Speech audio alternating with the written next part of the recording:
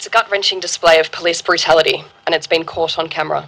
2 police officers pushed their position of power over the limit, with this video footage showing for the first time the ferocity of a police attack on a hoon driver. And little did the cops know, the whole thing was recorded by a dashboard camera inside a patrol car. An officer is seen kicking and bashing the victim with a baton over and over again after pulling the hoons over in the dark. The officers charged over the attack, Senior Constables Paul Bell and David Farrell, were believed to be frustrated with the pair, who earlier performed burnouts in front of the Mansfield police station.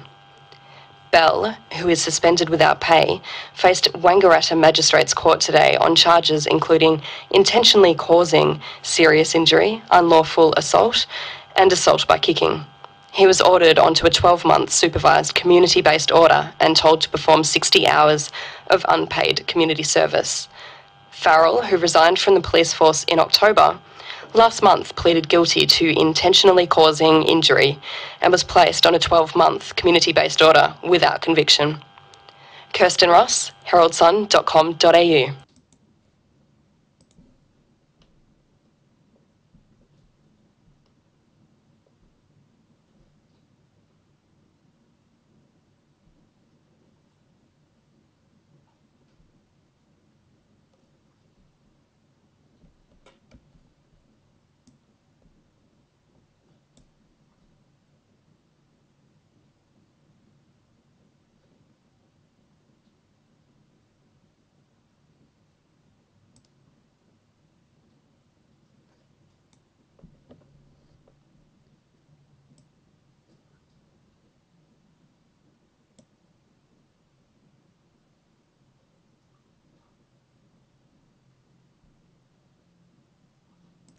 Hello everyone, welcome to Global Government News. Today is Wednesday, December 14th, 2011.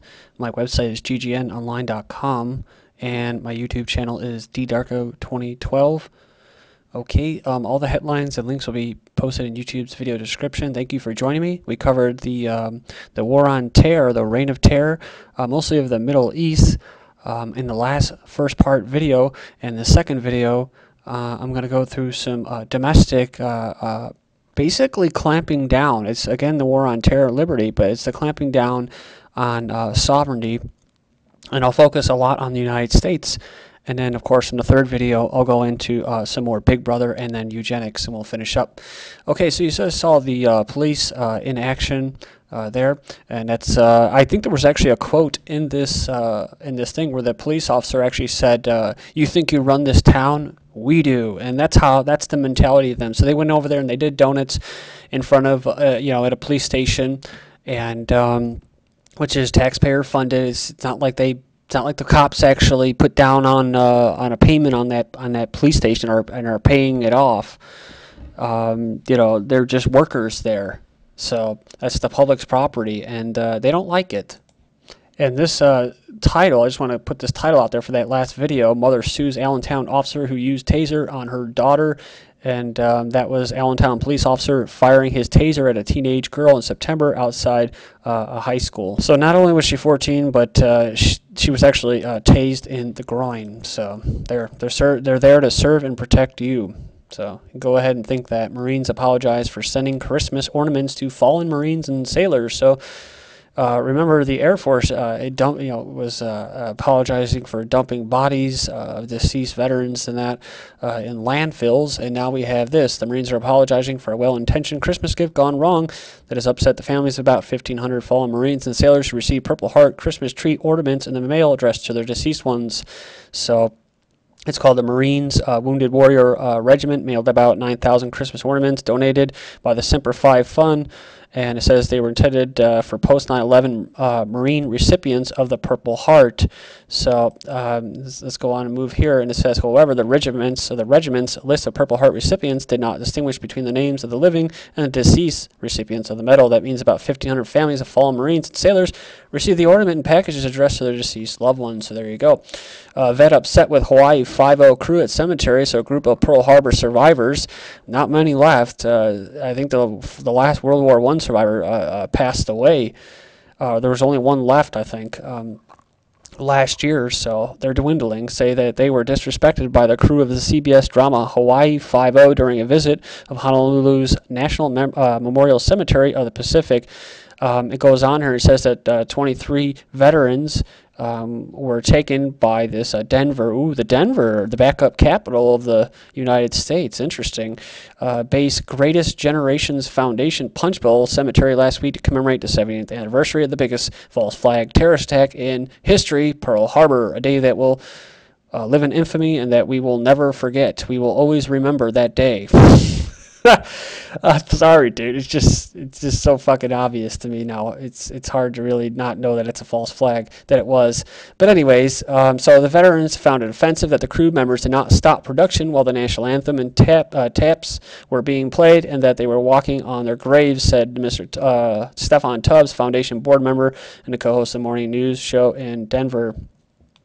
So, yeah, it says the crew is filming a scene involving a lead character visiting his father's grave, which in reality was surrounded by the real graves of World War II heroes. Oh, wow. It just didn't seem right. So they were actually filming using these guys. Oh, wow. That just brings a whole new dynamic to the story. So the cemetery director said that walking on graves is unavoidable and not considered disrespectful if done carefully. Well, I know the Native Americans don't like their graves, the grave sites and cemeteries to be effed with. So, but white people, I don't know. You know, now there's a new thing where they can shoot your ashes up in space. So, and that's to what? That's to save the planet. So you're going to be very green. And you can go ahead. There's going to be a new kit coming out. I don't know if you heard about it. It's going to come with a box cutter, just like this story, and then you can go ahead and slice your wrist or your throat, whatever you prefer, whatever method you prefer, and then you can go ahead and save the planet that way as well. Just go ahead and kill yourself while you're at it.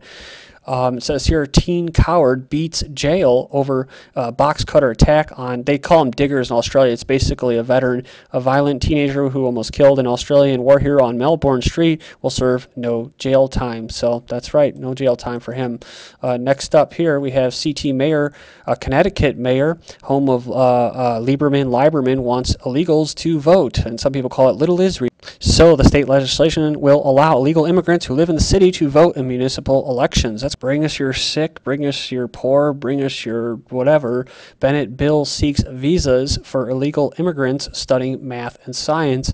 And we all know that the United States students in that are just horrible in science and math, and that the teachers are actually cheating on the test or giving the test to the students so they can pass, so that they can get, so that they can look good and get pay raises, and that they can get more federal funding. It says here, Calderon of Mexico, unaware that the Department of Justice was passing laundered cash to cartels, so Mexico's government was left in the dark about the U.S. DEA's drug money laundering scheme that allegedly facilitated the transfer of millions of dollars to Mexican drug cartels. Like I said before, the drug cartels in Mexico are actually the Mexican government. That's why you see a lot of times the ski mask that are coming soon to the United States, the blacked out police in Mexico, actually work for the cartels. They just take out the competition. It says here, Americans give Congress, oh yeah, and don't forget that the American banks actually help launder the money of the Mexican drug cartels as well, too. They've been caught. Americans give Congress lowest ethics rating in Gallup history, but it doesn't really matter. They don't really represent you, and you don't really even vote for them. They're picked for you. So unfavorable views of Obama reach a high, although Gingrich trails in popularity, which is a bunch of bullshit, and you'll get to that later. How Ron Paul can win the nomination. I don't usually cover this stuff, but I thought I'd just include it. But it says Ron Paul has a 7.5% likelihood of winning the Republican nomination based on data from the prediction markets. It puts him in third place behind Mitt Romney and Newt Gingrich, which, God, they're such douchebags, man. I mean, if people vote for them, I mean, God, dude, go ahead. I'll give you the link for the box for the suicide kit, for the green kit, and you go ahead and slice your freaking wrist, dude, because you're bringing us all down with you. Gran Hermana, DHS debuts Spanish terror warning, so now in Espanol, they're gonna be doing Big Brother. If you see something, say something. So Belgium in shock after gunman attack. That's right, still reeling. And then, of course, they go in there and they said the unelected European Union Parliament President Ram Pui goes in and says, it's just, I can't believe it. I'm perplexed. I'm horrified. I can't believe it happened. And then Liege attacks Belgian gunman. Here we go. Nordine Amrani had grudge against society. So he had a grudge against society, his lawyers said. And moving on here, African street vendors shot dead in Florence. Italian author with far-right links killed 2 Senegal men and wounds 3 in apparently race-motivated shootings. Then we have extremist attacks on the rise in Italy. That's right, just outside the tax revenue office in Italy. There was actually a bomb that went off recently. It says police in Italy have raised the terror alert due to the series of letter bomb attacks on the European government and financial institutions being claimed by Italian anarchists, which is I consider myself I'd like to be an anarchist, but I don't think it's ever going to actually happen.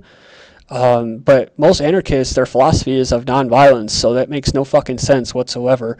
That usually means that it's actually the government carrying out a false flag attack, kind of like what is it, the anthrax in the mail, right? So, getting hammered, Nazi soldiers having the time of their lives in occupied Norway as they launched their reign of terror. So, let's not forget that the British royalty, including Churchill, actually didn't have many qualms with the Germany and the Nazi Party. Their only beef was that they didn't want them to run the world economy, or the European economy. So, and just going over those last articles that you saw in Europe, there's something that's actually going on, and you can call it whatever you want to call it. But a good example is Breivik in Norway, and that is what? Is that Norway and the Scandinavian countries and other countries actually were allies of the Axis powers, and like I said before, so it's a lot of rewritten history here, and basically it's a lot of people that are just pissed off, and they want to go back to the way it was. They don't want to be forced to be tolerant of other people. No one has the right to should be forced to tolerate anybody else. You know what I'm saying? I don't believe in the theory of racism. I think it's a made-up, fabricated word or term or whatever you want to call it. There's people that are black and they're proud, and that's fine. There's people that are white and they're proud to be white, and that's fine. You know, so, and in Breivik, what did he do? He killed a bunch of white people. So somehow that makes him a far-right, racist extremist. I'm not condoning his acts of violence. In fact, I think that he actually was a patsy, and that it was carried out as a false flag to clamp down on something that is brewing right now. Again, I'm not condoning these acts of these individuals, but in the UK, there's been 3 incidences now. It's been reported in the Mail Online of these mostly females, actually, and they're lashing out at people on the trains. And I don't know if they're getting just pulsed with a lot of ELFs on them trains or something like that. But either way, these are people that are surrounded by a bunch of people that are not like them anymore, and they're considered Britain, which was usually considered white and Christian or whatever, Protestant that, and now they're looking around, they're seeing nothing but all these immigrants, and they have all this high unemployment, and they're just wondering, what the fuck is their government doing? Well, their government is telling them to be tolerant. They're telling them to be diverse, and if you don't like it, well, you're going to be charged a hate crime. You're going to be charged for bullying, and it basically goes back to tribalism.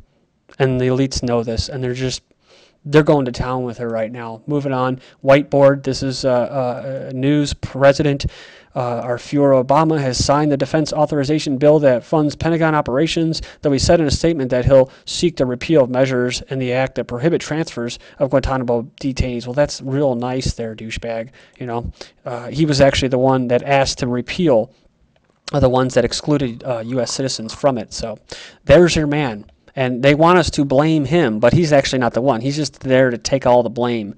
Obama pushing martial law holders should be fired, says Ron Paul. Then FBI discusses the sovereign citizen movement. FBI is educating the American public about the threat of domestic terrorism and has already provided information on its website about eco-terrorists and lone offenders. In its latest installment, it discusses the sovereign citizen. It's interesting because they call them anti-government extremists. Anti-government is in they don't believe in government. They're anarchists. No, they're not anarchists. They believe in government. They just believe in a government that's represented by the people.